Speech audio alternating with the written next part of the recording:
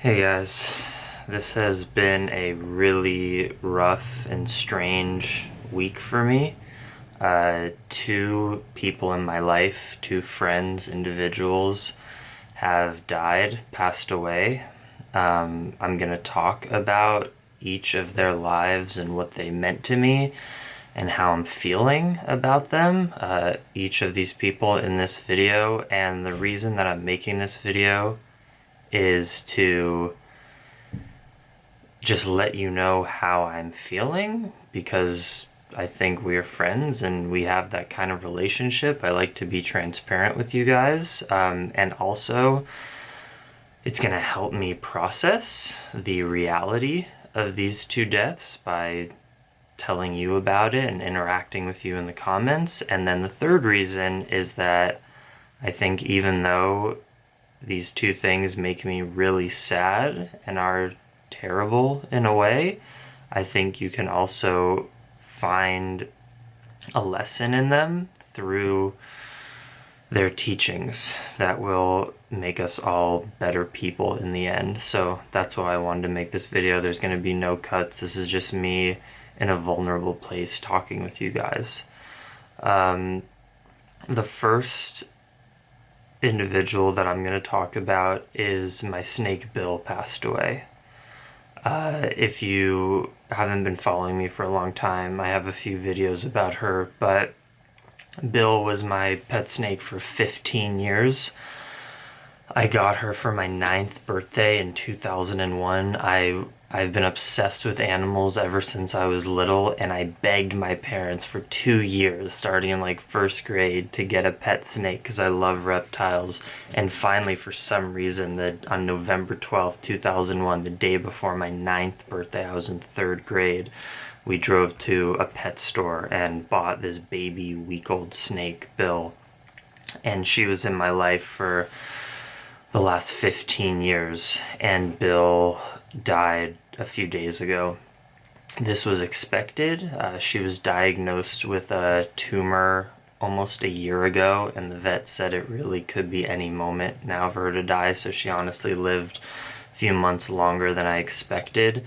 But in the last few months, the tumor had completely shut down her digestive system. She wasn't able to digest food, so honestly, I knew this was coming. I actually almost did most of the processing of this death months ago. And I want to tell you what Bill meant to me and the teachings that she passed on, which, I mean, she's been the greatest teacher in my whole life. She changed my life maybe more than any other thing. I'm not even kidding, and here's why. When I got Bill, I was a kid. I was a young kid, and my love for animals manifested in me getting pets. And Bill was my first pet. I wanted to be around animals and care for them because I loved them. And, Bill lived in a cage about as long as her body. And after a few years, once I got into middle school, into my teens, I started to really think, is this the best way to honor my love for these animals, to keep them in cages? And obviously, now I'm an animal rights activist, it's the worst way to show your love is to imprison an animal that has the right and deserves to be living a natural life in the wild. If they are a wild animal, like the king snake that I had, she was bred in captivity, she never lived a day in the wild, but still, she was born into this world because humans bred her for our own entertainment to enslave these animals. I gave her the best life that I could. I handled her constantly, took her out of her cage, but she lived 15 years in a box, and I had to look at that every single day, and it's honestly why I do what I do now.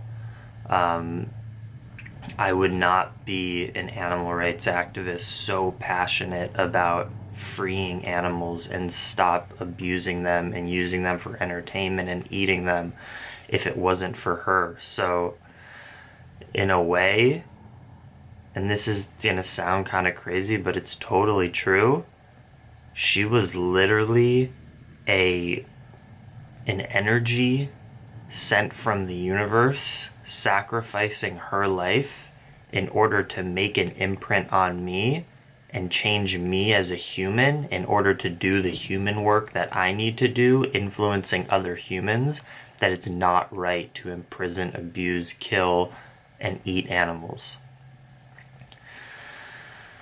So, you know, in a way, her job was done. I mean, she passed right kind of at the moment in my life when I'm out of school and I realized animal rights activism is what I'm going to do with my life, and she passed. Her work was done. She made the imprint on me that will never leave, and now I'm going to go fight for animals for the rest of my life. So there's that kind of incredible beauty to it, that I think she did the work that, and this is just kind of philosophizing right now in a time of grief, but I really do believe, because that's what happened. That was the result. I'm an animal rights activist because of her. So whether she really was sent down from some universal energy to liberate animals through influencing people like me to do the work for her because she was voiceless, or whether it was just coincidence, it doesn't matter because the result is the same.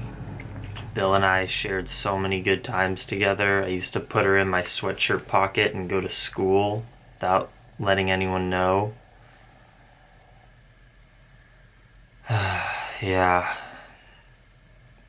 So it feels weird for her to not be in my life because I really don't remember my life without her.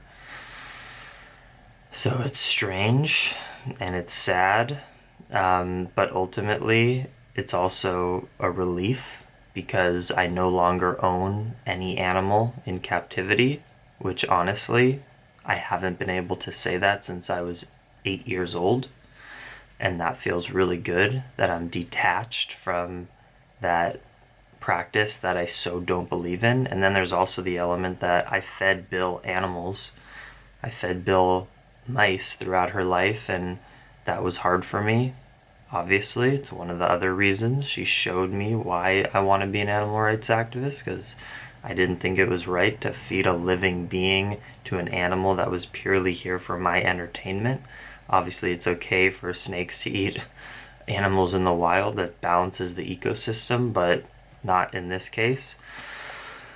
So yeah, my tattoo that I'm going to be getting, my sleeve, she's going to be a huge part of it. So that'll be an awesome way for me to kind of remember and commemorate her. She'll be a big part of that tattoo piece. So that's the one death that I have to process right now in life. But honestly, as I said, the processing was kind of done. I did it a few months ago. So that's Bill. I love you, Bill, so much. Thank you for everything that you taught me, for the good times, for my first big responsibility in life that taught me about loving and caring and animals, and I love you. And I'll link videos that are relevant to Bill in the description if you want to check her out. Okay, on to the second death that happened 2 days ago, and I found out about it last night. The friend and man that I've mentioned maybe a couple weeks ago in my vlog, Mark Balmer, who was a vegan climate change activist walking barefoot across America. He got hit by a car. I think it was an SUV in Florida and died. And Mark was someone that I've been watching his vlogs every day and actually talking to in person. Mark reached out to me a few months ago in an email saying that my daily vlogs as I biked across Asia and stuff were some inspiration for him to start daily vlogging his also cross a country journey, but walking barefoot without shoes or socks across America, and that my vlogs were an inspiration to him to put out this message onto YouTube. And instantly I fell in love with the guy through his videos. He's a poet. He was a graduate of Brown University and got a poetry fellowship. He writes these incredible, profound poems. And his vlogs, you can go through his vlogs. Everything will be linked in the description. He was raising money also for a charity on behalf of climate change. And his vlogs were the most creative, funny, moving videos that really showed the authentic nature of the places that he was walking through each day. And he was a wild man. He was crazy, and I could resonate with him so much. And you guys know through watching my videos, you develop a relationship with the people you watch, and that's what I did through his videos. But we talked a lot. And I haven't told anyone this, but while I was in Hawaii, I realized that what he was doing was so moving. And, he shot all of his videos with an iPhone. So they're super DIY. You should go watch them all.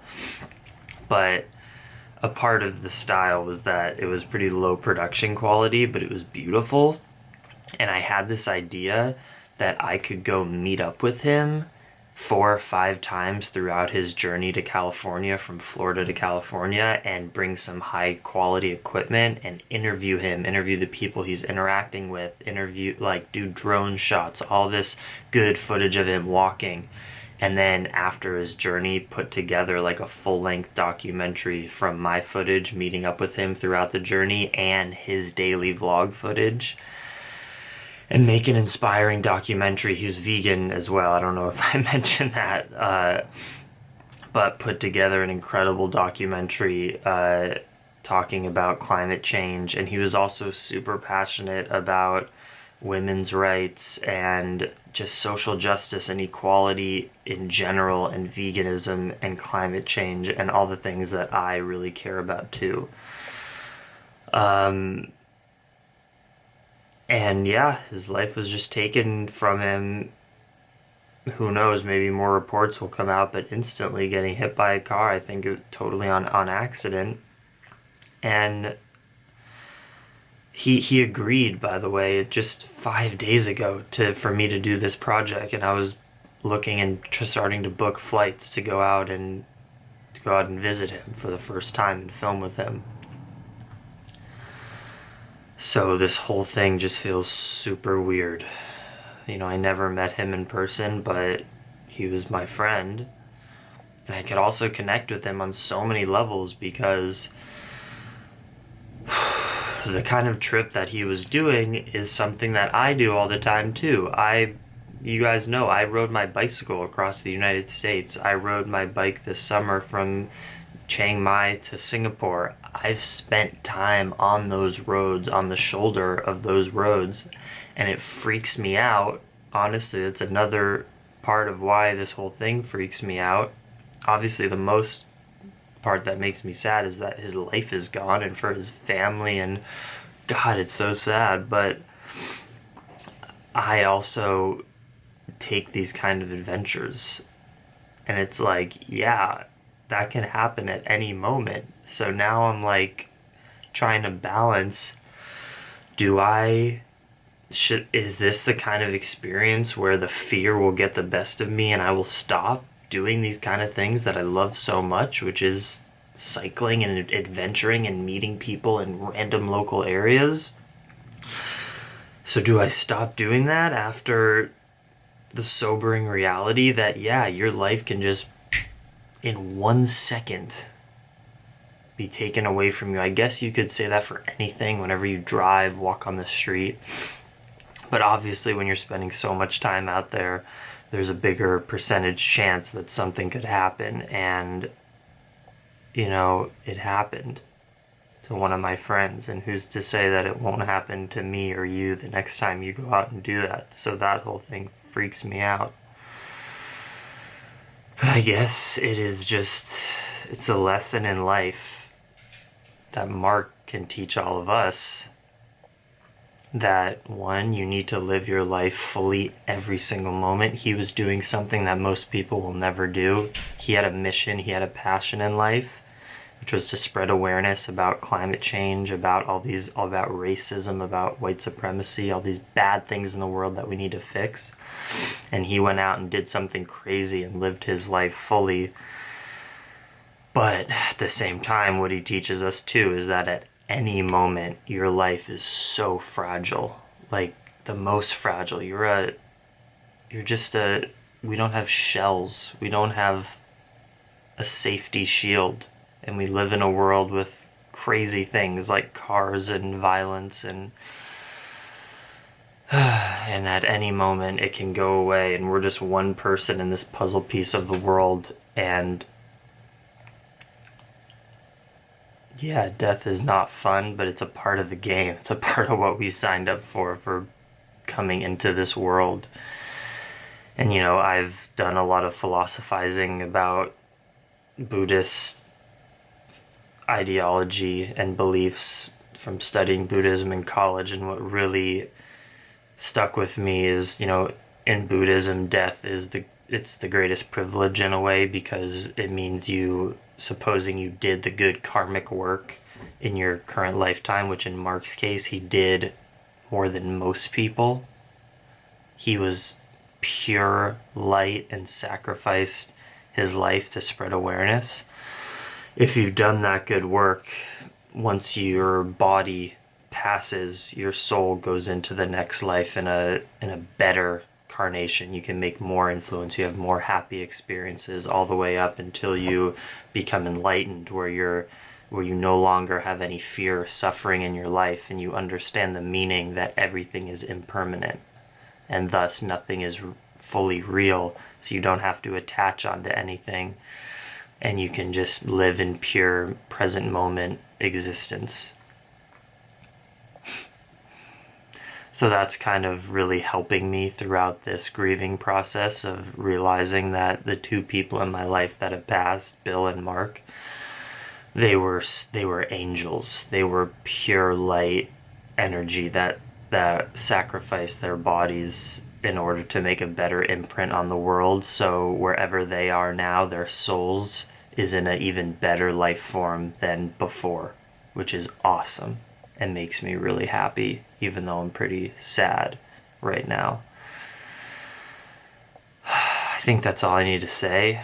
Again, I'm going to have all the links to Mark's stuff as well in the description, so go check out his charity, go check out his videos, get inspired, comment, check out his Instagram, just keep the energy going. The last thing that he would want is for his mission to die, because that's what he was truly passionate about. So let's make his mission live more than even before.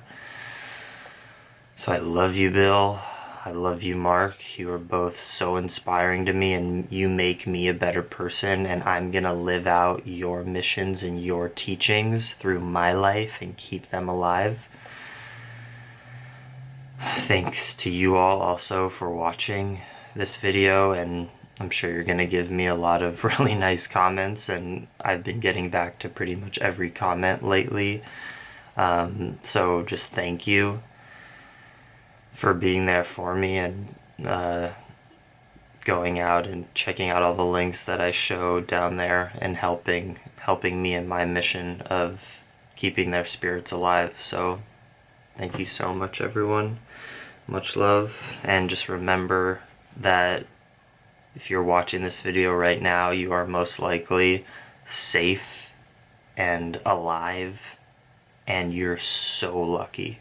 I'm so lucky. We should have so much gratitude in this present moment for being able to plan in the future and make impacts on the world, and do it right now, because there's a chance that tomorrow you won't be able to, because our lives are so impermanent and fragile. So right now, And every single day, you need to work as hard as you can to do what makes you happiest and you care about most. For me, it's animal rights and spreading awareness about climate change through eating a more sustainable diet, which will help everything. It'll help the animals, it'll help the planet, it'll help the trees, it'll help the people, everything in life. So there's no tomorrow, there's no next week, because you don't know if you're going to have that privilege. Do it now. Do it every single day. If you're working a job that you hate and can't stand, it's not worth it. It's not worth the security and the nicer house if you're going to be miserable. Make it work. Do what you care about the most. This is your one life that you know you have. It's not worth it to sacrifice it by doing things that you don't care about for metrics like success and money that ultimately, it's paper. It doesn't actually do things for your life. I know it's easier said than done. We all have commitments and families and responsibilities. I'm not belittling that, but if you can go and live your dream, I believe everyone can find a way to make it happen. Money and following your dream doesn't have to be opposites. You can do it at the same time, but ultimately the most important thing is that you follow your dreams. You freaking dream extreme and do it, guys. We need more people in the world spreading love when people like Mark are passing, who provided us with so much light and inspiration. So thank you, guys. Much love. Dream extreme.